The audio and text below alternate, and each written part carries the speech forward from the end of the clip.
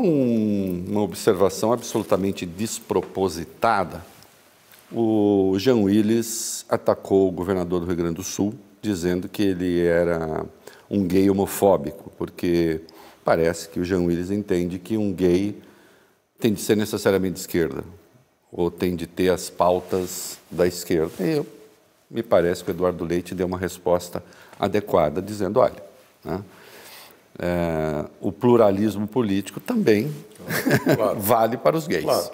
Não é? A Bahia, eu lembro do Gil falando o seguinte, o Gilberto Gil, negro, o pai dele é médico, né? Ele estudou administração, aliás. Sim. Né?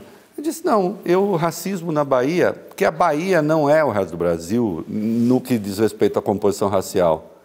A Bahia tem uma maioria negra, efetivamente. Verdade. Você encontrar negros em posições de destaque não é uma exceção na Bahia. Não, não é. Está aí, está em todo canto. Seu pai foi prefeito de Salvador, indicado pelo governador Roberto Santos. Exatamente. Numa composição, digamos, conservadora, botando no registro Exatamente. Da política. Né? Aí eu pergunto, fale essa ideia assim de o negro tem de ser de esquerda, só pode se candidatar por partido de esquerda, só pode fazer carreira se for em partido de esquerda. O senhor não fez carreira, o senhor tem uma atuação na área social, mas explica-se, a Bahia não é exatamente o que se percebe em outros lugares do Brasil, no sul do Brasil. Olha, Bahia, negro pode ser conservador. Então, Reinaldo, essa pergunta é interessante. É interessante até para a gente fazer a própria composição da minha trajetória. Eu lhe confesso que até mais ou menos os 21 anos eu não tinha muita noção de qual era, da Bahia, essa história da se era negro ou se era branco. Só um parênteses, o Gil falou assim, eu não sabia que eu era negro. Ele fala isso. Eu não sabia que era negro, porque um monte de gente era e as pessoas eram negras e era normal. Não há essa sensação. Depois, minha avó era uma lavadeira de roupa e facilitava a minha vida, porque eu passava os finais de semana, eu até encontrei aqui no estúdio de almoço de Conceição da Almeida, que é colado a Buritiba. Eu passava muito tempo com ela, mas ela não lavava mais roupa. Então eu não tinha noção muito qual era a diferença. Eu estudava em colégios de algum porte de Salvador, meu pai já era prefeito, e eu não tinha muita essa noção. Então passou esse período, eu comecei a sentir isso depois, porque o debate também começou a eclodir com mais força. Então talvez na formação, isso que você falou muito bem, na formação conceitual de alguns que vieram da Bahia, não havia essa necessidade de você se posicionar, dependendo se você era negro ou não era. Meu pai foi prefeito negro, mas ele era procurador da universidade, ele trabalhava com Orlando Gomes, ele estudava com Edgar Santos, então... Consta que seu pai não foi indicado pelo Lula para o Supremo por causa da idade, que já estava no limite da idade. Olha, esse programa é bom, porque eu já... E é verdade. Ele ficou muito triste até, ele tinha 65, que seria a vaga do Wilmar Galvão, e era um baiano. Você vê que a Bahia não tem hoje membros no Supremo Tribunal Federal. E o Fernando Henrique, à época, indicou ela em inglês e o Lula indicaria um negro. E indicou o Joaquim. Isso. Então, mas ele acabou indicando o Aires Brito porque meu pai tinha 65 e 2 meses. Então essa história foi guardada. Só para que você saiba, a indicação para o ministro do Supremo tem um limite de idade para indicar, que é 65 a idade de entrada. De idade de entrada. Então, de fato, o que você falou é verdade. Nós, baianos, nós temos essa possibilidade de viver entre nós sem essa necessidade imediata de discutir o racismo da forma com que a gente aprendeu. Mas me permita um contraponto, claro. Até porque eu pessoalmente estou muito envolvido no apoio e no entendimento das questões raciais na Bahia. Ou seja, nós temos alguns dos principais grupos de produção de reflexão e de ações antirracistas que advêm da Bahia. Justamente por conta dessa maioria negra que começa a formar uma consciência... Começa não. Solidifica a formação de uma consciência antirracista e a fazer uma legítima pressão nas instituições do país. A partir da Bahia, exportando ética e moralidade a partir da Bahia. Mas olha que é o ponto que o Reinaldo colocou. Ele colocou o seguinte, se na Bahia, ou necessariamente dentro da avaliação do que foi feito com o Jean e com com o Eduardo, se determinadas situações levam na possibilidade da representatividade da democracia, você escolher A ou B posição ideológica. Estou demonstrando que na Bahia, não é que eu disse que não existe, o racismo existe. Não, nem eu neguei que existe. Não. Né? Existe preconceito racial. Meu pai sofreu muito, mas muito. E muito arraigado, muito forte até. Ele conta cada causos e coisas da Bahia que às vezes você fica imaginando. Mas é que, dado a essa possibilidade que o Gil colocou e que nós estamos colocando, você pode avançar meio que moldurado. É óbvio que o João Jorge tem feito um trabalho muito importante. No caso do Olodum, Iliaie tem uma posição de base. Meu pai foi o único prefeito negro da história de Salvador, a capital mais negra. Seu pai tem a pele bem mais escura do que a sua. Sua mãe é branca? Ela é mulata. Mulata. E você imagine que, dentro dessa trajetória, isso é um fator importante. Né? Você imaginar que um homem, dentro de uma cidade negra, não existem outros talentos que possam ser gestor. E veja, quando a gente coloca isso, não é que ser negro ou branco para ser prefeito, você tem que ser competente. Claro. E a competência vem da maioria que vai. Então, tem muitos negros competentes que não tiveram a oportunidade que ele teve de chegar naquele ponto, naquela hora. Então, é isso que o Reinaldo coloca, e é o que me chamou a atenção. Então, na verdade, eu estou no partido de centro. E esse partido de centro dialoga com as políticas de esquerda, que eu gosto muito de dialogar, exatamente porque a assistência social e a saúde pautam políticas de esquerda. Conselhos, a base representativa, o SUS, o SUAS.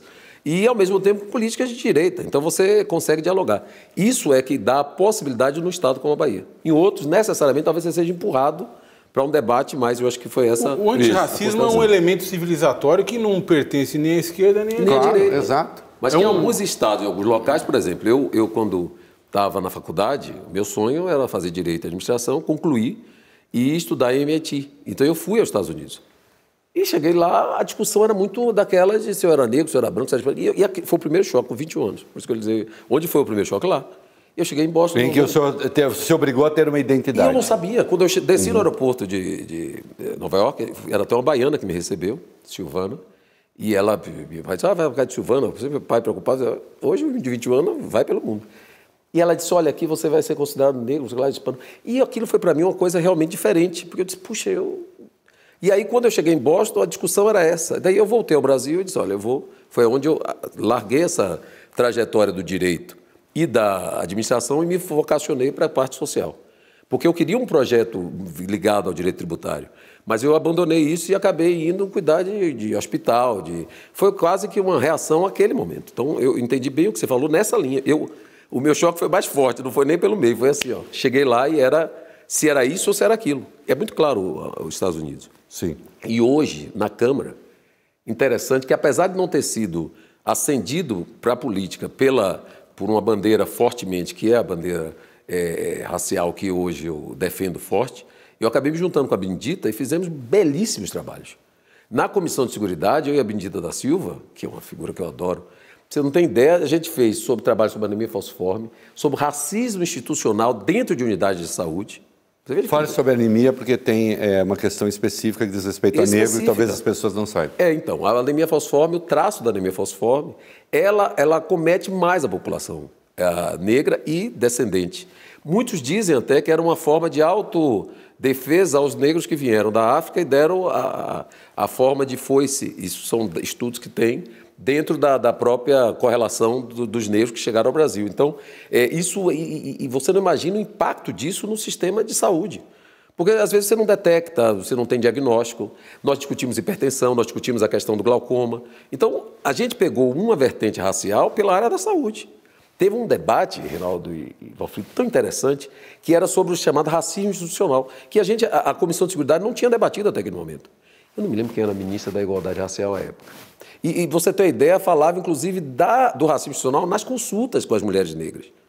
Então, era algo que a gente levou para a baila da Comissão de Seguridade. E você imagine que isso, eu não estava vocacionado apenas a discutir a questão do negro, do ponto de vista de ascensão ou do racismo, mas eram coisas que perpassavam esse debate que a gente teve. Então, é muito nessa linha do que eu e a Benedita produzimos, vários trabalhos. E, recentemente, com o Silvio Almeida, que é uma figura impressionante, juntamente com o ministro Benedito, ambos ministros hoje, nós tratamos da injúria racial coletiva. E foram temas, também eu, junto à Benedita, junto com os movimentos negros, e eu quero chamar a atenção uma coisa aqui já da pimenta baiana. Você sabe uma coisa que me chamou a atenção lá? Hoje a gente, com essa lei eleitoral, discute negros e pardos, ou pretos e pardos. Eu não estou entrando na correlação de nome, até por causa dessa... Mas quando eu cheguei lá, eu tomei um choque, porque eu me autodeclarei preto. Talvez por esse período, quando eu tinha 21 anos, eu já perguntava, você é preto? Preto. Porque na Bahia eu sou moreno, sou, sei lá, eu preto, pronto. Aí botei lá, autodeclaração preto. Passou-se o tempo, preto e pardo virou elemento importante hoje, até de discussão em campanhas eleitorais, virou um tema interessante. E na época só tinham 19, só, que se autodeclararam pretos. E eu não tenho dúvida que tinham mais do que 19 que se declaravam pretos. Então, se você for puxar hoje a ficha, eu não me lembro mais, mas com certeza essa questão da autodeclaração preto, eu acho que deve ter 20 ou 30 no máximo. Porque há uma, para quem não acompanha, o IBGE trabalha com os termos preto e pardo. Eu acho esse nome, eu não gosto do nome pardo, né? Eu acho o pardo uma coisa complicada. Até porque tem ditado popular, né? Todos os gatos são pardos, na linha assim da coisa sem meio cor indefinida. Não é? Não acho bom. Agora, do ponto de vista da luta política, se fala de negro. Negro no sentido de que o pardo também é negro, porque, afinal de contas, as pessoas acabam padecendo dos mesmos reveses sociais por não serem brancas.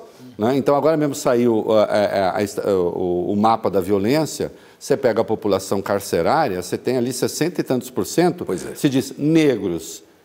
Não são negros no sentido de pretos do IBGE. Porque esses no Brasil são 9, 10%. É isso aí. Os pretos, como seu pai é um preto. Exatamente. Né? 9, 10%. Mas quando você pega a discriminação vale também para os pardos e, portanto, são todos negros nesse sentido do conceito social. Né? Que no Brasil a palavra não é pejorativa. E isso me chamou a atenção.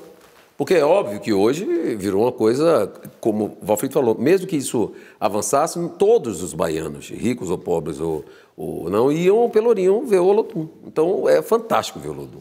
A saída do Olodum, ao qual eu vou todo ano, com meu pai coordenou o carnaval quando era vice-prefeito recente, agora foi eleito vice-prefeito, 2008, governo João Henrique. E João Henrique delegava ele, então a gente sempre se aproximou bastante de João Jorge, aproximou bastante de vovô, era uma coisa muito legal, então não tem muito essa diferenciação. Então eu acho que essa almofada social que a Bahia tem nos ajuda muito a meio que avançar nas nossas pautas, independente de uma pauta que nos exclua necessariamente na questão da democracia representativa. Né?